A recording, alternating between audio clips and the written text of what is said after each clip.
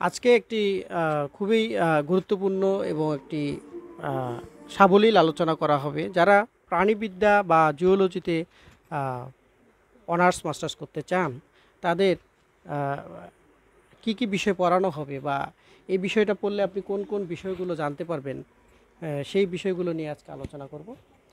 তো ডিজিটাল একাডেমিতে সবাইকে আমন্ত্রণ জানাচ্ছি। তো যারা প্রাণীবিদ্যায় পড়ালেখা করবেন, প্রাণীবিদ্যা সম্পর্কে ধ্যান ধারণা বা কোনো ধরনের জ্ঞান নেই, তারা এই ক্লাসটা দেখতে পারেন, তাদের একটা পূর্ণাঙ্গ ধারণা আসবে। তো জুওলজিতে যারা পড়বেন তাদের প্রথম বর্ষে পড়ানো হয় ইন্ট্রোডাকশন টু জুওলজি, অর্থাৎ জুওলজির যে প্রাথমিক যে বিষয়গুলো, জুওলজি কী, জুওলজির জনক, জুওলজি বিষয়টার সাথে অন্যান্য বিষয়ের সম্পর্ক কেমন, বা জুওলজির ইতিহাস, এই জিনিসগুলো জুওলজির ইন্ট্রোডাকশন টু জুওলজি অধ্যায়ে শেখানো হয়। এরপর যে বিষয়টা শেখানো হয় সেটা হচ্ছে প্রোটোজোয়া আর নন কর্ডাটা নিয়ে। প্রোটোজোয়া এবং নন কর্ডাটা এই জিনিসগুলো নিয়ে প্রাণীবিদ্যার প্রথম বর্ষে পড়ানো হয়। দ্বিতীয় বর্ষে আসলে আপনি দেখবেন যে কর্ডাটা এবং কম্পারেটিভ অ্যানাটমি, এই বিষয়গুলো নিয়ে আলোচনা করা হয়। কম্পারেটিভ অ্যানাটমিতে আপনাকে প্রোটোজোয়া, নন কর্ডাটাস এবং কর্ডাটাস সম্পর্কে আলোচনা করা হবে। এরপর দ্বিতীয় বর্ষে আরও যে জিনিসগুলো আসে তার মধ্যে হচ্ছে ইনভায়রনমেন্টাল বায়োলজি এবং ইনভায়রনমেন্টাল কেমিস্ট্রি, অর্থাৎ আপনি পরিবেশগত যে জীববিজ্ঞান আছে সেটা এবং পরিবেশগত যে রসায়ন আছে সেই জিনিসগুলো বা জুলজির এই অধ্যায়ে শেখানো হয়। তো জুলজির তৃতীয় বর্ষে আপনি শিখতে পারবেন ইভলিউশন, প্যালিওন্টোলজি এবং জিওগ্রাফি সম্পর্কে। এরপর আপনাকে শেখানো হবে ecology, genetics, animal breeding, developmental biology and ethology সম্পর্কে। এছাড়াও হিউম্যান ফিজিওলজি, সিস্টেমেটিক্স, ডেমোগ্রাফি এবং family planning, cell and molecular biology সম্পর্কে তৃতীয় বর্ষে আপনাকে পূর্ণাঙ্গ ধারণা দেওয়া হবে বা পূর্ণাঙ্গ অধ্যায়ভিত্তিক পড়ালেখা করানো হবে। এরপর চতুর্থ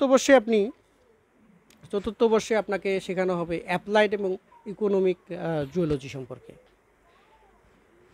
আমরা সবসময় জানি যে অ্যাপ্লাইড আর ইকোনমিক জুওলজি দুইটা ভাগ।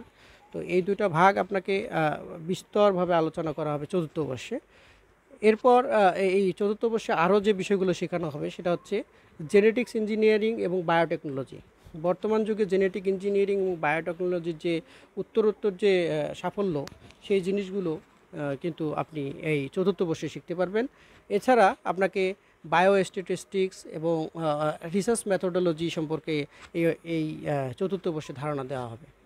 রিসার্চ মেথোডোলজি এই অধ্যায়টা কিন্তু মানুষের জীবনে সব সময় লাগে। যারা চতুর্থ বর্ষে জিওলজিতে পড়বেন তারা কিন্তু এই রিসার্চ মেথোডোলজির বিষয়ে বিস্তারিত জ্ঞান লাভ করবেন, কারণ রিসার্চ মেথোডোলজি মানুষের জীবনের প্রায় প্রতিটি ক্ষেত্রেই ব্যবহার করা হয়।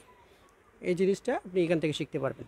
এরপর আপনাকে চতুর্থ বর্ষে আরও শেখানো হবে microbiology, radiation biology, parasitology, entomology, fisheries biology এবং ওয়াইল্ড লাইফ বায়োলজি সম্পর্কে। তো চতুর্থ বর্ষের পড়ালেখাগুলো একটু বিস্তৃত। আপনি যখন চতুর্থ বর্ষে উঠবেন তখন আপনি এই বিষয়গুলো সম্পর্কে জানতে পারবেন।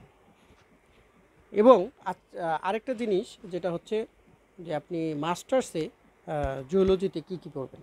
তো মাস্টার্সে আপনাকে মূলত একটু হায়ার স্টাডিজ করানো হবে। তো যে বিষয়গুলো আপনি প্রথমে জেনেছেন তার আলোকেই আপনাকে আরও অ্যাডভান্স কিছু আপনাকে শেখানো হবে মাস্টার্সে। তো এজন্য আপনাকে এই জুওলজির এই মাস্টার্সে আপনাকে অ্যাডভান্স বায়োলজি সম্পর্কে ধারণা দেওয়া হবে। এছাড়াও ফিশ ট্যাক্সোনমি, ফিশ ফিজিওলজি এবং ইস্টিওলজি সম্পর্কে আপনাকে এই চ্যাপ্টারে আলোচনা করা হবে। ফিশ বায়োলজি, অ্যাকুয়াকালচার, নিউট্রিশন এবং পপুলেশন ডাইনামিক্স, এই জিনিসগুলো আপনি মাস্টার্সে জানতে পারবেন। ফিশ ইকোলজি, ফিশ লিমনোলজি এবং ওসানোগ্রাফি, এই জিনিসগুলো কিন্তু আপনি মাস্টার্সের আরেকটা অধ্যায়ে জানতে পারবেন। এছাড়া আপনি মাস্টার্সে জানতে পারবেন aquaculture and fisheries technology and harvesting সম্পর্কে। এই বিষয়গুলো আপনি মাস্টার্সের বিষয় হিসেবে পাবেন। তো যারা জুওলজি পড়বেন তারা এই একটা প্রাথমিক যে ধারণা আপনারা পেলেন, তো আশা করি এই সাবজেক্টটার প্রতি আপনাদের ভালোবাসা জন্মাবে এবং আপনারা জুওলজি বিষয়টাকে খুব সুন্দরভাবে আশ্বস্ত করতে পারবেন। জুওলজি সম্পর্কে যদি আপনার কোনো কিছু জানতে আগ্রহ থাকে তাহলে আপনি আমাদের চ্যানেলে কমেন্টে জানাবেন, তাহলে আপনাদেরকে সেই অনুযায়ী আমরা সমাধান দেব এবং সেই অনুযায়ী পরামর্শ দিয়ে পাশে থাকব। ধন্যবাদ সবাইকে। ডিজিটাল একাডেমির সঙ্গে থাকুন।